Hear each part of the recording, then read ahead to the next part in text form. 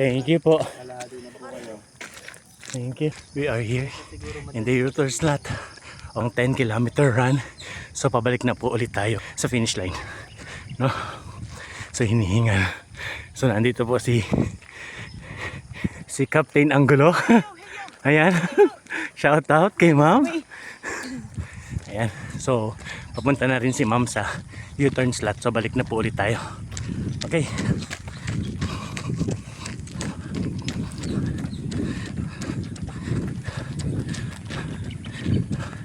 So we are here in 8-kilometer slot.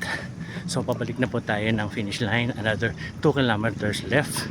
So medyo sumasakit lang po yung tagiliran ko. Ewan ko baka overhydrated lang. So far no cramps. So yun lang talaga yung masakit sa akin, yung tagiliran ko. Pero manageable naman. So let's go. We are hitting the 10-kilometer run. Lapit na tayo sa finish line. Kaya pa. Laban.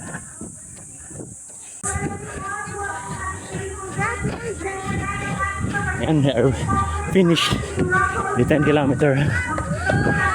Congratulations to all runners. Alhamdulillah. Thank you, Lord.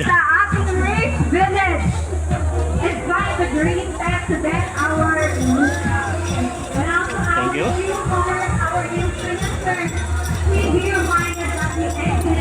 Good morning guys. So ngayon po ay May 3, 2026 and katatapos lang po natin tumakbo dito sa Steps That Matters 2026 dito sa Los Baños, Laguna. So ayan, tumakbo po tayo ng 10 kilometer and so far so good po yung ating takbo for this morning. So hindi po tayo nagkaroon ng problema, hindi tayo nagka-cramps. Even though na tayo ay nagkaroon ng cramps sa ating tagiliran ng tiyan, so far manageable naman at na itawid natin ng malakas pa rin tayo. So ayun po, sa lahat ng organizer ng event na ito, congratulations. So marami po yung tumakbo sa inyong event and sa lahat ng finishers is congratulations din sa inyo. Magpalakas ulit tayo and take a rest para sa mga susunod pa nating takbo. So with that, so sirs and ma'am, congratulations po sa ating lahat and doon sa ating event na Steps That Matters 2026, congratulations sa inyo. Pulis na non-stop tumatakbo pa